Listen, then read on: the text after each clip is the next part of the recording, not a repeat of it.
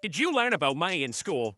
Yeah, I'm learning. Did your parents teach you about money? You want that money? Come and find it, because I don't know where it is, you baloney. Today's video will be a beginner's guide on financial literacy. So if you want to know how to properly use money to make the best financial choices, to live a more comfortable life and accomplish all your financial goals, then make sure you watch this video till the end.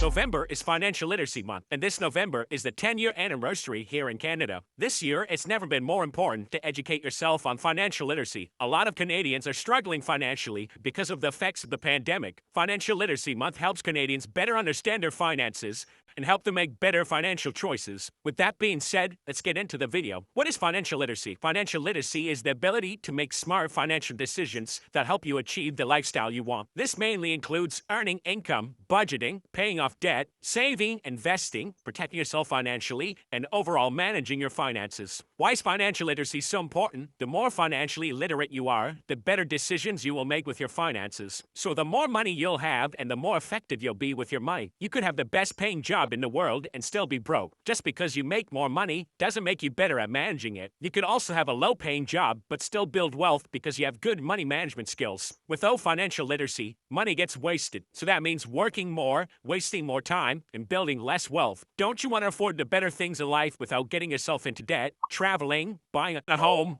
having children, your dream sports car? Are you going to have enough money when you retire? Being more financially illiterate helps you get closer to your financial goals. Are you able to cover emergency fund? When you know how to manage your money, an emergency expense can be stress-free. Okay, so how does money work? Money is an accepted payment for goods and services. When you work, you're either providing a good or a service. For most people, working takes up all your time. So essentially, you're trading your time for money. You can make all the money in the world, but you can only have so much time. So why are people so inefficient with their money? Because they're financially illiterate. Let's begin with earning income. Earning income is the foundation of your personal finances. This is the money coming in. Types of earned income include hourly wages, salary, commissions, tips, and bonuses. When considering a job or a career, you should also consider the lifestyle you want to live and will you make enough money to afford that lifestyle. You should also consider the benefits you get: pension benefits, RSP matching, union benefits, or a dental plan. Dental plan? Lisa needs braces. Room to grow. What's the highest position you can reach? What's the most money you can make? Also, is there a high demand for this career? Will you have trouble finding a job? Will you need to get a student loan to pay for education for this career? And lastly, is this job actually something you'd like to do? Or do you just like the money? Since earning income is the foundation of your personal finances, the better your foundation,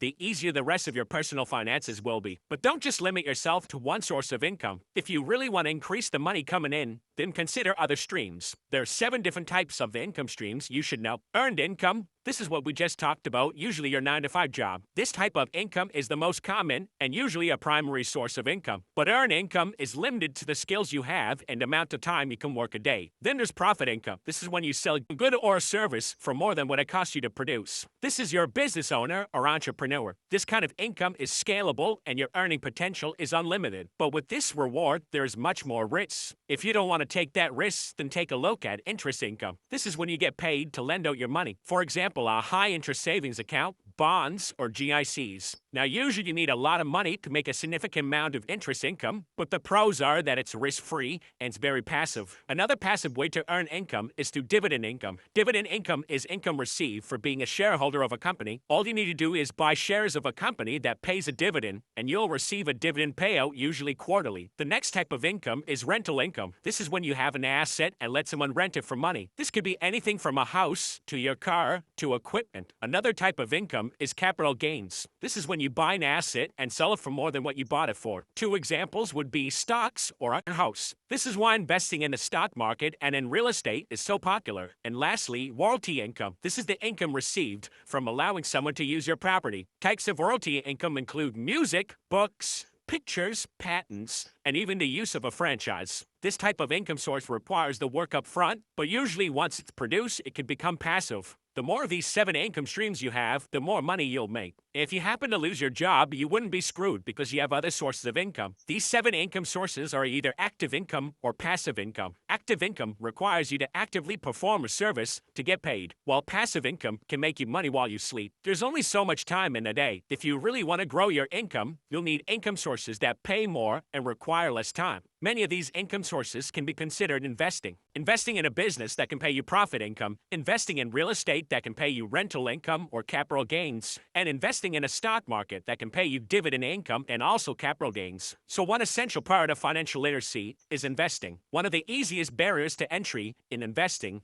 is in the stock market. This is where a lot of wealth has been built by capital gains, dividend income, and the power of compounding. Two ways I suggest you invest in the stock market is self-directed investing or with a robo-advisor. Self-directed or do-it-yourself investing is when you open a brokerage account and do the investing yourself. Before you pick a brokerage company to go with, think about what kind of investor you are. Growth investor, dividend investor, ETF investor, what markets you want to invest in, the US market, the Canadian market, international, then watch my videos on the many different brokers I've reviewed to see which one best suits your needs. Once you've found a broker, the three main accounts you can open is a cash account, TFSA, or an RSP. You'll want to contribute to your TFSA first, as all capital gains in this account are tax-free. The catch is you can only contribute so much every year. Plus, there's lots of other rules you'll need to learn with the TFSA. Contributing to your RSPs should only be done in certain situations, so you'll need to do some research before considering an RSP account. And your cash account is used once you've maximized your TFSA account. Once you know what account to open, then you can start doing research on what stocks and ETFs you want to invest in. Keep contributing to your account and keep doing research to know if you should keep holding your stocks,